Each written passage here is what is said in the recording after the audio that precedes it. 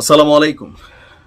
আমি আবারও ধন্যবাদ জানাই বাংলাদেশ সেনাবাহিনীকে নিয়ে নানান ষড়যন্ত্র, কুপরিকল্পনা, অনেক কিছুই অপপ্রচার চলছে। বাট দিন শেষে একজন বাংলাদেশের সাধারণ নাগরিক হিসাবে সেনাবাহিনীতে শতভাগ আস্থা আমার যেমন রয়েছে, আমি বিশ্বাস করি একটা বড় অংশের মানুষেরই কিন্তু সেনাবাহিনীর প্রতি আস্থা রয়েছে।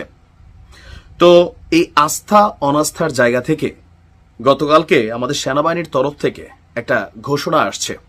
সেই ঘোষণাটাতে আমি মনে করি এবার সারা বাংলাদেশ তারের মতন সোজা হবে। কারণ সারা বাংলাদেশে ডক্টর ইউনূস ক্ষমতা নেওয়ার পরে যেই ঝামেলাটাতে সরকার বিতর্কিত হচ্ছে, এটা কিন্তু সরকার যে প্রশংসিত হচ্ছে তা না, কোন একটা গোষ্ঠী তাদের স্বার্থ উদ্ধার করতে পারতেছে, বাট বিতর্কের দায়টা সরকারের কাঁধেই পড়তেছে। আমি মনে করি সেনাবাহিনীর এই সিদ্ধান্ত এটা ডক্টর ইউনূস সরকারের জন্য প্রশংসা কুড়াবে।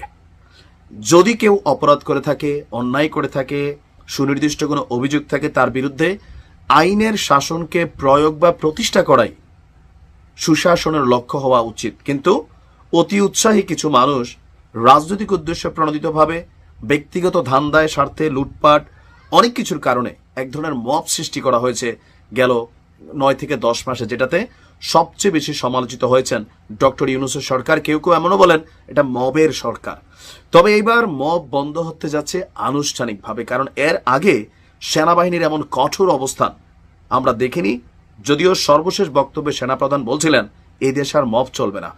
তো এই ঘটনার পরপর জাতীয় পার্টির যে চেয়ারম্যান আছেন জিএম কাদেরের বাড়ির ঘটনার পরপর এনসিপি, বিএনপির নেতাকর্মী সহ অনেককে ডেকেছিলেন আমাদের 72 পদাতিক ব্রিগেডের কমান্ডার, বাংলাদেশ সেনাবাহিনীর ব্রিগেডিয়ার জেনারেল হুমায়ুন কাইয়ুম।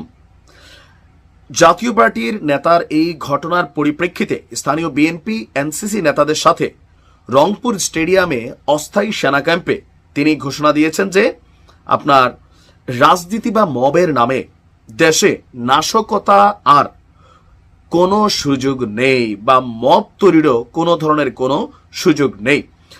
আর তিনি বলছেন যে আমরা আনন্দিত, এনসিপি এবং বিএনপির প্রতিনিধিরা স্বপ্রণোদিত হয়ে এখানে এসেছিলেন। তাদের যে সকল কর্মী আবেগী হয়ে হোক বা যে কোনো কারণে হোক আইন নিজের হাতে তুলে নেওয়ার চেষ্টা করেছিল, কিছু কর্মকাণ্ড করেছিল, আমরা তাদেরকে চিহ্নিত করেছি। আর তারা এই জন্য সরিও বলছে। আর যেহেতু সরি বলছে, সেই কারণে তাদেরকে আপাতত এখানে ক্ষমা সুন্দর দৃষ্টিতে দেখা হয়েছে। তবে এর পরে যদি কেউ ভ্যান্ডালিজম, ভাঙচুর, কোনো কিছু নষ্ট করা, কোনো মবের মাধ্যমে অন্যায়ভাবে বাধা সৃষ্টি করা বা এসব কর্মকাণ্ড শুধু রংপুরে নয়, সারা বাংলাদেশের কোথাও করার সুযোগ পাবে না, এটা সেনাবাহিনীর ওয়াদা। এবং তিনি বলছেন যে তখনই আমাকে কঠোর পাবেন বা সেনাবাহিনীকে কঠোর পাবেন যখন আপনি নিয়ম ভাঙবেন। তো সেটা যেন আমাকে করতে না হয়, সেনাবাহিনীকে করতে না হয়। আমরা চাই জনগণের সাথে হাসি মুখে থাকতে।